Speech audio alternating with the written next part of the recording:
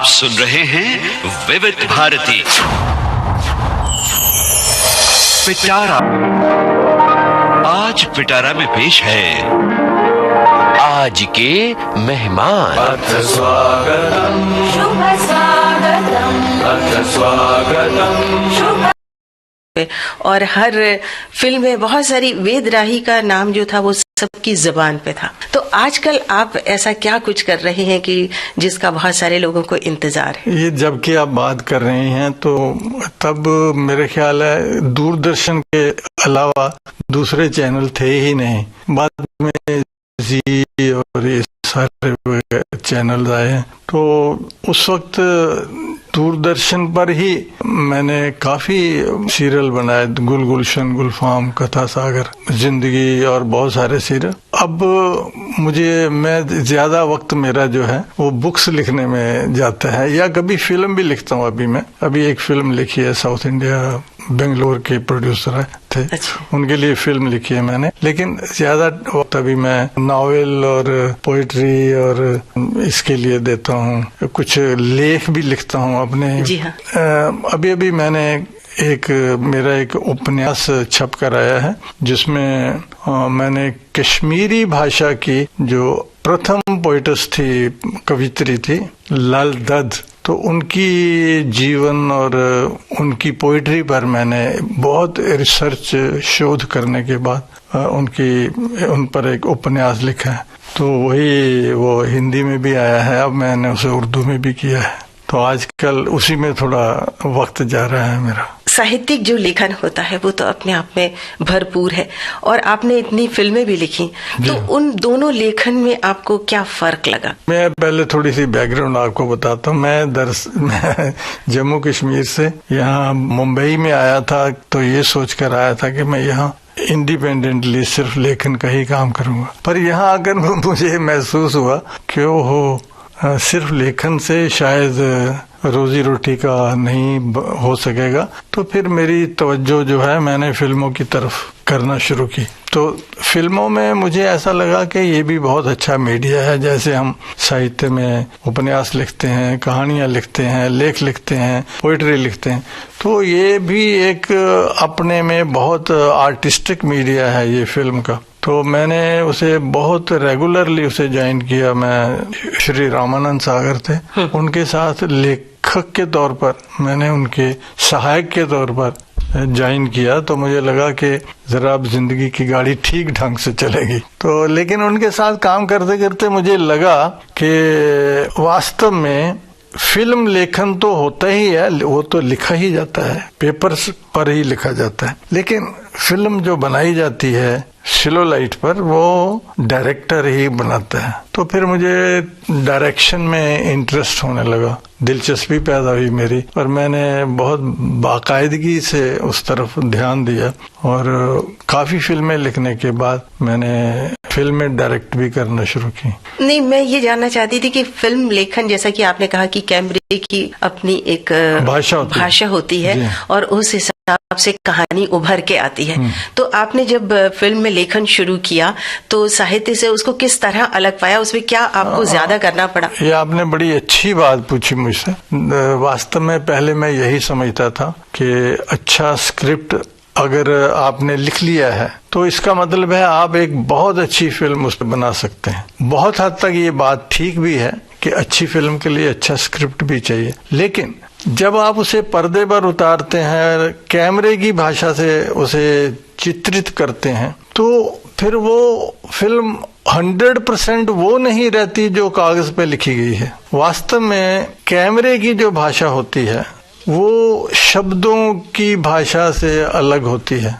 और ये मुझे भी अपनी जिंदगी में बहुत समय लिया मैंने इस बात को समझने में, क्योंकि जब आज से बहुत साल पहले ये हमारे यहाँ कुछ ऐसा नहीं था कि हम रेगुलर शिक्षा ग्रहण करें फिल्म बनाने की। आज तो बहुत सारे स्कूल्स मतलब हैं, हर क्षेत्र में इंस्टीट्यूशंस हैं जो सिखाते हैं। जी हाँ, तकनीक उसकी आज क्या तो है? सीखी जा सकती है, तब उस वक्त नहीं थी। ये तो अपने अनुभव से ही ग्रहण करना था मुझे, और मैंने किया। बाद में मुझे बहुत ही समय तो लगा, जैसे सबको लगता है, लेकिन ये एक बिल्कुल ठीक बात है कि दोनों माध्यम जो हैं इनमें बहुत ज्यादा फर्क है। हम शब्दों में जो कुछ भी होता है वो पढ़ने वाले को अपनी कल्पना से उसे साकार करना होता है, लेकिन फिल्म में जो कल्पना शक्ति जो होती है वो तो फिल्म में जो भी लिखा जाता है वो सामने होता है।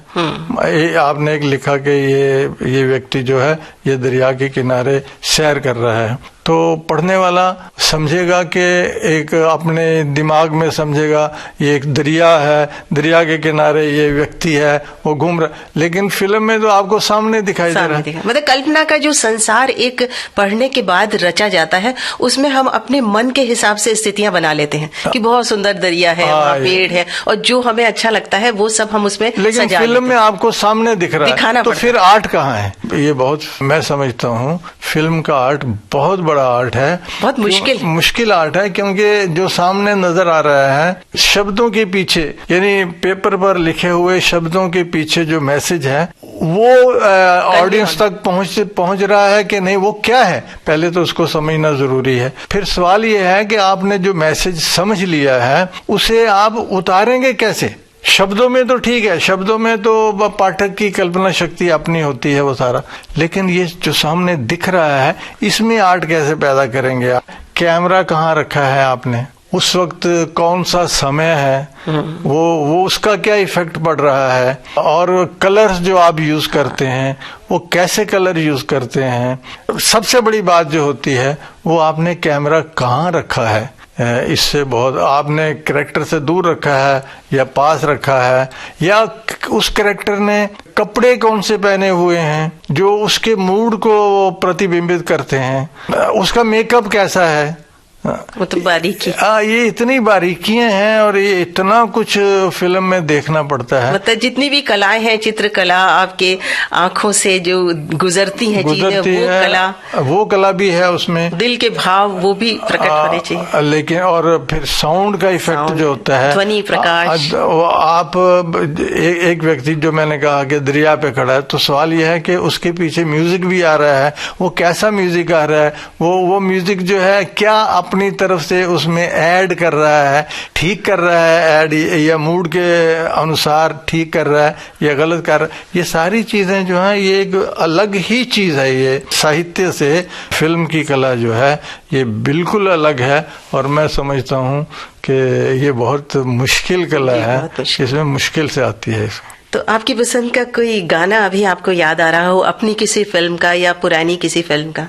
मुझे अभी थोड़े वर्ष पहले की फिल्म जो थी ताल फिल्म के गीत बहुत अच्छे लगे थे। सब गाने बहुत अच्छे। हाँ, उसमें एक गीत मेरा बड़ा फेवरेट गीत है कि ताल से ताल मिला। हाँ, मुझे बहुत अच्छा लगता है। एक तो उसमें पहाड़ों का वो था, और फिर आर्टिस्ट बहुत अच्छे थे, डायरेक्टर ने बड़ा अच्छा उसे किया था। तो मेरा फेवरेट सॉन्ग्स में से एक है वो। आनंद बख्शी जी ने बहुत अच्छे बोल लिखे हुए हैं, और रहमान साहब ने तो उसका म्यूजिक भी बहुत ही अच्छा दिया हुआ है। जब भी कहीं देखता हूँ सुनता हूँ तो मुझे बहुत अच्छा लगता है। सृजन के लिए एक अलग दृष्टिकोण होता है जब कोई रचना रची जाती है, और रचनाकार बंधन मुक्त होता है, जो चाहे वो लिख सकता है, पर एक सामाजिक जिम्मेदारी का एहसास हमेशा रहता है। ये आप राइटर की बात कर रहे हैं या फिल्म मेकर की बात? दोनों में जिम्मेदारी होती है।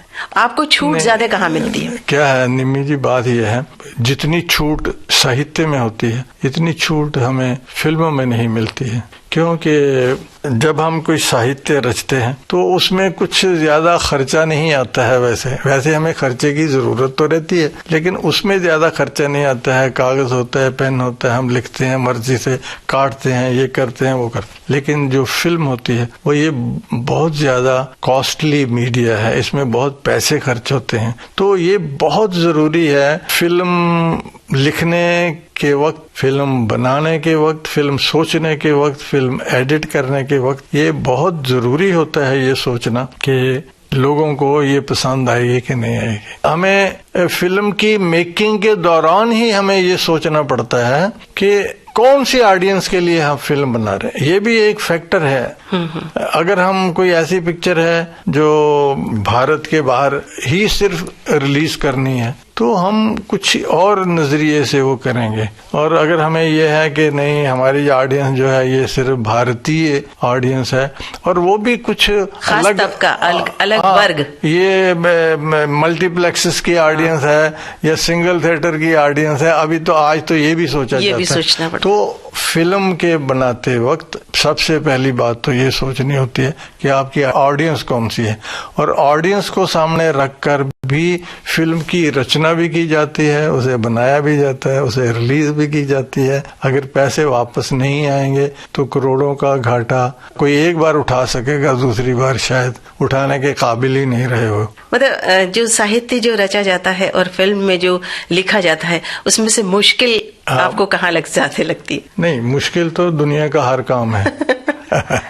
कोई काम दुनिया में ऐसा नहीं है जो मुश्किल नहीं है। अगर आप सिंसियरिटी से, बड़ी गंभीरता से, अगर आप बड़ी ऑनेस्टी से कोई भी काम करना चाहते हैं तो उसमें वक्त तो लगेगा ही, आपकी मेहनत भी लगेगी। लेकिन अगर आप ये मुझसे पूछें कि साहित्य भी अच्छा, आपकी अगर नीयत है कि आप अच्छा लिखें तो उसे लिखने के लिए मेहनत तो करनी पड़ेगी, और फिल्म बनाने के लिए भी उतनी ही मेहनत करनी पड़ती है। लेकिन यहाँ स्ट्रेसेस बहुत ज्यादा होते हैं। मैंने आपको बताया ना, सबसे बड़ा स्ट्रेस तो यही होता है कि आपकी ऑडियंस कौन सी है और आपकी फिल्म जो आप बना रहे हैं वो रिलीज हो पाएगी कि नहीं हो पाएगी, कैसे रिलीज हो पाएगी, उसमें आर्टिस्ट कौन से काम करते हैं, वो आर्टिस्ट जो हैं वो वही कर रहे हैं कि नहीं जो सोचकर आपने वो सीन लिखा है, ऐसा तो नहीं कि, और फिर बहुत सारी चीजें आपके हाथ में होती नहीं है। एक बात आपसे कहता हूँ, मैं अपने अनुभव की बात बोलता हूँ मैं आपसे। मैं ये बोलना चाहता हूँ कि साहित्य जो है वो हजारों साल से लिखा जा रहा है,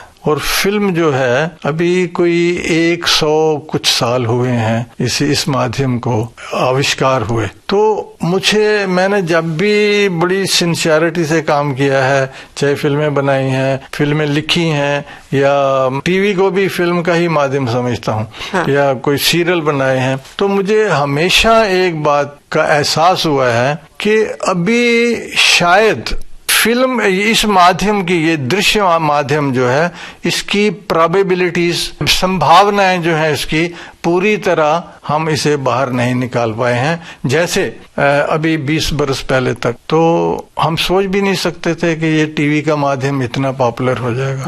किसी को पता नहीं, किसी को भी पता।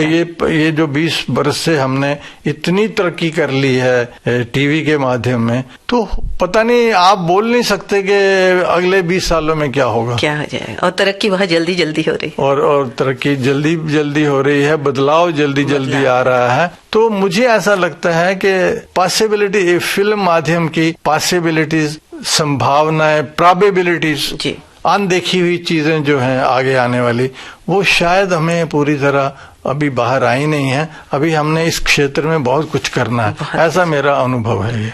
तो अभी ये जो सब नई तकनीक का विकास हो रहा है और आपने जब फिल्म बनाई तो आपके क्या अनुभव रहे, और अभी उस कहानी को लेकर आपको कभी ऐसा लगता है कि आज के दौर में अगर वो बनाई जाए तो उसमें बहुत सारे परिवर्तन किए जा सकते हैं? मैं अभी कोई फिल्म तो नहीं बना रहा, लेकिन लिख रहा हूँ मैं, और मुझे आज के जो ट्रेंड्स हैं वो सामने रखना पड़ते हैं, तो मैंने भी रखे हैं वो सामने। मेरे ख्याल में ये जो चेंजेस आई हैं ये बहुत अच्छी चेंजेस आई हैं, लेकिन खतरा सिर्फ एक ही सामने दिख रहा है। वो क्या दिख रहा है कि हमने टेक्निकली इतनी ज्यादा डेवलपमेंट, अचीवमेंट कर ली है, कहीं ऐसा नहीं हो कि ये टेक्निक जो है, हमारे जो कंटेंट है उसको उस पर हावी हो जाए। तो हमें जो सबसे ज्यादा जिस बात का ध्यान रखना है वो ये ही है कि इतनी अच्छी टेक्निक हमारे हाथ में आ गई है, जो आया है हाथ में, जो टेक्निक में इतनी तरक्की हुई है, अचीव हमने किया है, वो बहुत अच्छा है। लेकिन जरूरत इस बात की है कि हम इस टेक्निक को यूज करें, जो हमारे हाथ में कंटेंट है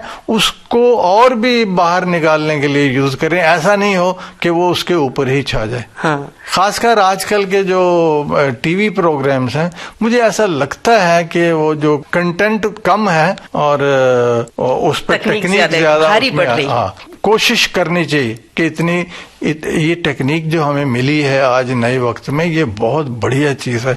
हमें इसको ज्यादा से ज्यादा यूज करके वो जो थीम होता है, जो अंदर की बात होती है, जो सेंट्रल पॉइंट होता है, जो कंटेंट होता है, उसको बाहर लाने की कोशिश करनी चाहिए। अच्छा, जब आप कोई कहानी लिखते हैं, अभी तक कितनी सारी कहानियां, उपन्यास, मैं ये जानना चाहती हूँ श्रोताओं की तरफ, जब कुछ लिखते हैं तो सामने क्या ये भी रहता है कि इसके आगे ये कहानी फिल्म की होगी, या आप उन्मुक्त रूप से कहानी लिखते हैं, बाद में आपको ऐसा लगता है कि इस पे फिल्म बने तो कितना अच्छा? देखिए, मेरी एक कहानी थी दरार, तो वो हिंदी में मैंने लिखी थी और मुझे अभी तक याद है, साप्ताहिक हिंदुस्तान में छपी थी, बहुत पॉपुलर हुई थी वो, मैंने पढ़ी थी। हाँ जी। तो बहुत लोगों ने मुझे लेटर्स लिखे, एडिटर को भी लिखे कि ये कहानी बड़ी अच्छी है, तो मुझे उस पर बड़ा फेथ हो गया। तो जब मुझे पहला चांस मिला फिल्म बनाने का, तो मैंने वही कहानी बनाई।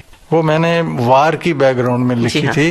वो वार थी 72 की वार थी वो, भारत और पाकिस्तान की वार जो थी। तो वो मेरा अपना ही इलाका था। जब मैं अपने ही जम्मू शहर में गया तो वहां मैंने कोई एक इंसिडेंट देखा और फिर मैंने उसकी कहानी लिखी, तो शॉर्ट स्टोरी लिखी जो बहुत पॉपुलर हुई। जब मुझे फिल्म बनाने का मौका मिला तो मैंने सोचा कि क्यों नहीं ये मैं इसी कहानी को पर फिल्म बनाऊं। तो मैंने अपनी तरफ से पूरी कोशिश करके, बहुत कोशिश करके उस कहानी पे मैंने अपनी वो फिल्म बनाई। उसका नाम भी दरार ही रखा जी। लेकिन आज इतने सालों के बाद मुझे ये महसूस होता है, अगर मैं उस कहानी में कुछ परिवर्तन करता तो वो शायद ज्यादा अच्छी फिल्म बनती। ये मैं आपकी बात का, आपके सवाल का जवाब देना चाहता हूँ। दरअसल उस कहानी की लोकप्रियता ने मुझे थोड़ा लालच दिया जी कि अगर मैं उस पर कहानी फिल्म बनाऊंगा तो बहुत अच्छी फिल्म बन जाएगी।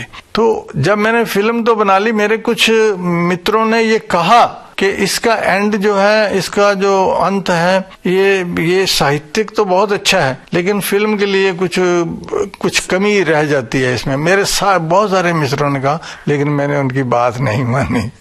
तो आज मुझे फील होता है कि मैं शायद अपने ही उस कहानी की, साहित्यिक कहानी की लोकप्रियता ने मुझे थोड़ा मिसगाइड किया, गुमराह किया। चाहती थी। तो यही मैं आपसे कहना चाहता हूँ कि वास्तव में मैं इसी नतीजे पर पहुंचा हूँ कि नहीं, साहित्य और फिल्म में अंतर है। दरअसल जब आप घर में बैठ के एक किताब पढ़ते हैं तो उसे एक और दृष्टिकोण से पढ़ते हैं, और जब आप पैसे खर्च करते हैं, एक हॉल में जाते हैं, उस हॉल में 100 आदमी और भी बैठा हुआ है, 200 आदमी और भी बैठा हुआ है, वहां बैठ के अंधेरे में वो पिक्चर देखते हैं और वो उसका नाटक चल रहा है उधर, तो शायद कुछ दृष्टिकोण दर्शकों का बदला हुआ होता। तो आपको, और वो घर से ही ये कुछ सोच के आते हैं कि हमें कुछ ऐसा देखना है, क्योंकि आपने पब्लिसिटी की होती है, उसकी प्रचार किया होता है, तो वो अपने इमेज में कुछ सोच कर आते हैं कि नहीं, हमको कुछ ऐसा देखना है। तो नहीं, दोनों की टेक्निक में फर्क है। और कई बार ऐसा होता है, मुझे याद आया कि आपने वास्तव में प्रश्न क्या किया, बहुत अच्छा प्रश्न है आपका, कि कई बार ऐसा होता है कि कुछ ऐसा विचार आता है, कुछ ऐसा आइडिया आता है कि उस पे सिर्फ शॉर्ट स्टोरी ही लिखी जा सकती है। लेकिन कई बार हम जिंदगी में कुछ ऐसे इंसिडेंट्स देख लेते हैं कि लगता है नहीं, इस पे अगर फिल्म की कहानी बने तो ज्यादा अच्छा है। तो कई बार ऐसा होता है कि कुछ ऐसा आइडिया सामने नजर आता है कि मैं सोचता हूँ नहीं यार, ये तो कहानी के लिए भी ठीक नहीं है, ये फिल्म के लिए भी ठीक नहीं है, इस पे तो उपन्यास ही लिखना चाहिए। तो वो उपन्यास, कई बार ऐसा आइडिया होता है, छोटा सा होता है, सोचते हैं चलो यार ऐसा तो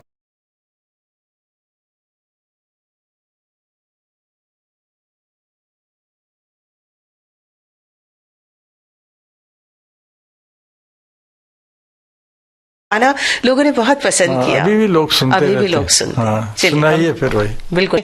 विविध भारती और आप सुन रहे हैं प्रोग्राम पिटारा में आज के मेहमान। आप जानते हैं ना हमारे मेहमान कौन हैं? सुप्रसिद्ध लेखक और निर्देशक वेद राही साहब। इनसे बातचीत जारी है निम्मे मिश्रा की। सुनिए प्रोग्राम का बाकी हिस्सा। वेद राही साहब, आपकी इतनी अच्छी अच्छी फिल्में हैं और उनके गाने इतने अच्छे अच्छे हैं, तो आपके अनुभव उन फिल्मों के बारे में क्या है? मैं बहुत सारे जानना चाहती हूँ। पहले जो आपकी प्रेम पर्वत फिल्म है उसकी बात करें तो। प्रेम पर्वत फिल्म का संगीत जो था वो जयदेव जी ने दिया था, और उसमें एक गीत था जो आज भी लोगों को बहुत याद है। मेरा भी फेवरेट गीतों में से एक है वो, ये दिल और उनकी निगाहों के साए। इसे जानिसार अख्तर साहब ने लिखा था, और मुझे याद है जब उन्होंने धुन बनाई जयदेव जी ने, तो मैं उनके पास बैठा हुआ था। तो जब धुन, हम दोनों ने मिलके ये फैसला किया कि इस धुन को हम फाइनल करते हैं। फिर बात आई कि इसको किससे लिखवाया जाए। तो जैसे ही हमारे बीच में ये बात आई कि इसको किससे लिखवाया जाए, तो उसी वक्त दरवाजा खुला और जानिसार अख्तर साहब वहाँ तशरीफ ले आए। तो मैंने कहा ये आ ही गए हैं तो अब इन्हीं से लिखवा लीजिए। और जैसे ही उनको धुन सुनाई, उन्होंने उसी वक्त उसका मुखड़ा लिख दिया कि ये दिल और उनकी निगाहों की साए। अच्छा, और इसकी धुन इतनी प्यारी धुन है, और जब ये गाना आया था मुझे वो वक्त याद आ रहा है। एक अलग सी गूंज, एक पूरा जैसे माहौल क्रिएट कर देता है ये गाना अपने आप में। बहुत ही अच्छा गाना है, पहाड़ी धुन भी है इसमें, और इस गीत में इतने थोड़े साज यूज किए गए हैं। घड़ा है, बांसुरी है, विशेषकर संतूर है, और एक दो साज हैं बस, लेकिन वो इतना अच्छा गीत है। वो अपना एक एटमॉस्फेयर क्रिएट कर देता है, और उस वक्त इतना पॉपुलर भी हुआ था, और आज भी लोग उतने ही प्यार से सुनते हैं। बहुत ही अच्छा गाना, और वो मतलब अनोखा गाना जिसको कहना चाहिए। ये सुना दीजिए आप हमें। बिल्कुल करते हैं। पवित्र पापी, जी हाँ, कितने वर्ष पुरानी वो फिल्म है, पर मुझे ऐसा लगता है कि जो फिल्म देखने के आज भी लोग उसे देखते हैं, बहुत शौकीन हैं। तो पवित्र पापी की जो मेकिंग है, आपने जब कहानी लिखी और उसको, नहीं, मैंने क्या है, ये बड़ी इंटरेस्टिंग बात है ये सुनना कि वास्तव में पवित्र पापी की कहानी जो है ये पंजाबी के बहुत बड़े लेखक हैं नानक सिंह। ये उनका एक उपन्यास था जिस पे इस कहानी को बेस किया गया। मैंने वो किताब पढ़ी, फिर उसे अपने डायरेक्टर और प्रोड्यूसर राजेंद्र भाटिया साहब थे, और मुझे अभी तक याद है तब बलराज साहनी जी भी बहुत इंटरेस्ट ले रहे थे इस फिल्म में। कई मीटिंगें बलराज जी के घर में हुई, और फिर ये डिस्कस हुआ कि कौन से सीन इसमें से लेंगे, कौन से छोड़े जाएंगे, और कैसे कैसे होगा। फिर ये डिसाइड हुआ कि उसी वक्त उन्हीं दिनों बलराज जी का बेटा परीक्षित उन्हीं दिनों रशिया से एक्टिंग सीख के आया था।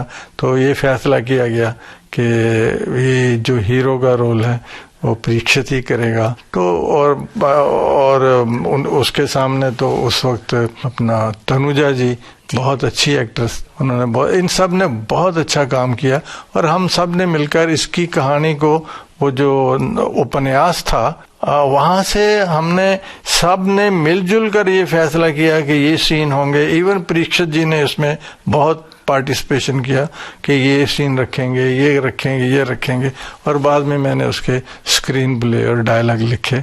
और फिर उनका संगीत था प्रेम धवन जी का, उन्हीं के गीत थे, और उन्हीं के गीत तो वो बहुत लिखते थे, लेकिन बहुत कम लोगों को ये पता था कि वो दरअसल डांस के भी मास्टर थे, बहुत अच्छे, और संगीत भी बहुत अच्छा जानते थे।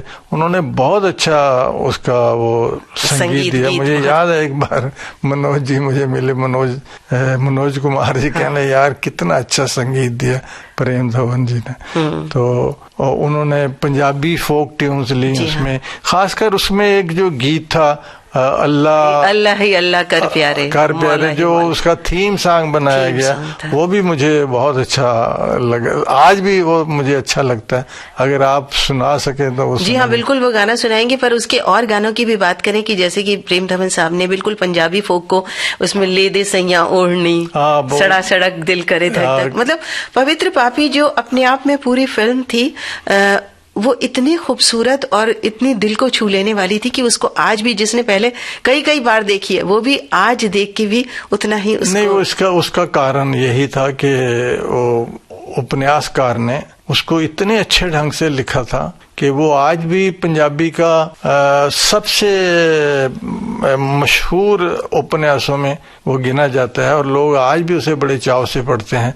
इसीलिए उसका हमने ज्यादा उसमें गड़बड़ नहीं करने की, छेड़छाड़ कहानी से ज्यादा करने की नहीं की, क्योंकि उन्होंने बहुत अच्छे, और उसका थीम इतना जेंटल था, इतना पॉजिटिव था। और फिर बलराज साहनी जी ने और परीक्षित जी ने इतना अच्छा काम किया, डायरेक्टर का काम इतना अच्छा था कि मुझे याद है मुझे एक अवार्ड भी मिला था इस पर, यूपी जर्नलिस्ट एसोसिएशन ने दिया था, स्क्रीन प्ले लिखने के लिए इसका दिया था। बहुत बहुत बढ़िया फिल्म थी। चलिए, आपको उसका थीम सॉन्ग बहुत याद आ रहा है इस वक्त, वो हम लोग सुनते हैं और मुझे लगता है कि श्रोताओं को इस गाने को सुन के पूरी फिल्म आंखों के सामने। कहानी लिखी फिल्मों में, स्क्रीन प्ले लिखा, गीत लिखने का भी आप शौक रखते हैं? नहीं, मैंने गीत नहीं लिखे फिल्मों में। पर वैसे तो गीत में भी आपका शौक तो है, दखल तो है। नहीं, मैं वो अपनी मातृभाषा में थोड़ी सी कविता जरूर करता हूँ, लेकिन मुझे गीत, मैंने इतने साल फिल्मों में गुजारे, लेकिन मुझे कभी इंस्पायर नहीं हुआ मैं कि मैं फिल्मों के लिए गीत लिखूं। आज भी नहीं, मुझे कोई शौक नहीं है लिखने का। नहीं, पर सबसे ज्यादा आपको आनंद काहे में आता है? गीत लिखने में, कहानी लिखने, मतलब अपनी मातृभाषा में जैसे आप कह रहे हैं, तो सब डायरेक्शन में, और आपने तो प्रोड्यूस भी की है फिल्म, तो सबसे ज्यादा जिसमें आपको सुकून मिलता है, दिल बिल्कुल करीब है जो काम, वो कौन सा है? नहीं, देखिए, मैंने आपसे पहले भी कहा कि दुनिया में कोई काम ऐसा नहीं जो बड़ी आसानी से हो जाए, सब मुश्किल है। हाँ, अभी आप मुझसे बातचीत कर रही हैं, मैं आपसे बातचीत, ये भी कोई इतना आसान नहीं होता है।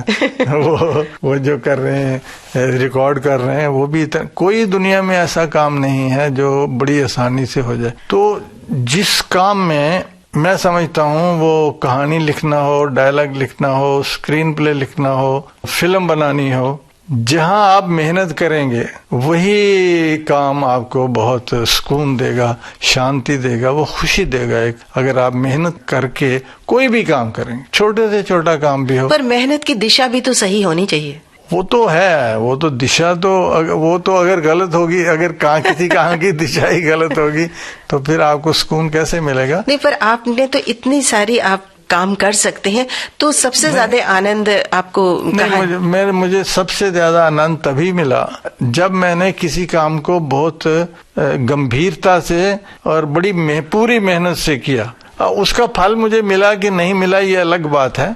अभी मैंने जो उपन्यास लिखा कश्मीरी पोएट्स के बारे में, तो उसकी लाइफ में जो एक वो था, मुझे उसके दर्शन को की व्याख्या करने में जो मैंने जितना डूब सकता था वो डूबा और उसकी जो व्याख्या की, तो मुझे ऐसा लगा कि मैं भी इससे बहुत कुछ सीख रहा हूँ व्याख्या करने में। तो मेरे कहने का मतलब है कि जिस काम में आप पूरी तरह डूब जाएंगे, पूरी मेहनत करेंगे, वो काम आपको बहुत, मैंने चाहे कई बार मुझे डायलॉग लिखने में अच्छा लगा, कई बार कहानी सोचने में अच्छा लगा, कई बार किसी फिल्म का या किसी सीरियल, किसी एपिसोड के शॉट लेने का मुझे बहुत मजा आया। तो जब मैंने ऑनेस्टी से काम किया, गंभीरता से काम किया, मेहनत से काम किया, तभी मुझे मजा आया। अच्छा, तो जो आपकी एक फिल्म जो आपने प्रोड्यूस भी की थी, काली घटा, हाँ। उसका कोई खास वाकया कुछ इस वक्त याद आ रहा हो?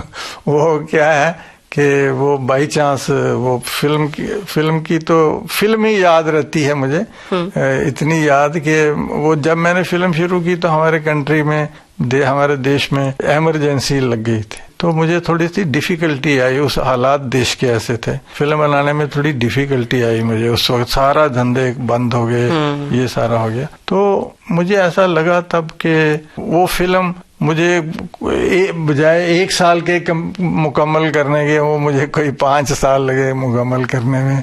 उसमें बड़ी अच्छी स्टार कास्ट थी, शशि कपूर थे, रेखा थे, डैनी थे, लक्ष्मीकांत प्यारेलाल का म्यूजिक था, उसका संगीत बहुत अच्छा। और कश्मीर में उसकी शूटिंग भी की। लेकिन फिर भी हालात ऐसे रहे कि मुझे वो पिक्चर बनाने में इतना मजा नहीं आया। क्यों नहीं आया कि वो मेरे हाथ में, दरअसल मैंने आपसे कहा ना, फिल्म के लिए बहुत कुछ वो चाहिए, फाइनेंस चाहिए, फिल्म के लिए हालात अच्छे होने चाहिए। दरअसल एक डायरेक्टर के हाथ में ही सब कुछ नहीं होता है। मैंने जैसे आपसे कहा ना, फिल्म की अभी पॉसिबिलिटीज, प्रोबेबिलिटीज मुझे लगता है पूरी तरह एक्सप्लोर नहीं हुई है। इसका बिजनेस, ये सब कुछ देखते हुए मुझे इतना मजा तो नहीं आया फिल्म बनाने का, लेकिन फिर भी उसकी कहानी मुझे बहुत अच्छी लगी। उसने उसको संभाले रखा कहानी ने। पर फिल्म पसंद भी की लोगों ने बहुत, गाने कितने, उसके गीत बहुत अच्छे थे। उसमें एक गीत था जैसे मैंने कश्मीर की वादियों में पिक्चराइज किया था, काली घटा छाई प्रेम रुताई, तो आनंद बख्शी जी ने लिखा था और लता जी ने गाया था उसको। और मुझे याद है लता जी ने जब गीत गाया तो मुझे बोला कि ये गीत बहुत अच्छा लगा है मुझको, ये हिट हो जाएगा, मुझे ऐसा लगता। दोनों ही आवाजें था, मेल फीमेल दोनों वर्जन थे इसके। इसमें रफी साहब थे उसमें, और दोनों ही बहुत अच्छे थे और बहुत पसंद किए गए। ये गीत बहुत अच्छा गीत था। तो हम सुन ही लेते हैं, गीत की बात चली है। अच्छा है, पुरानी याद आई।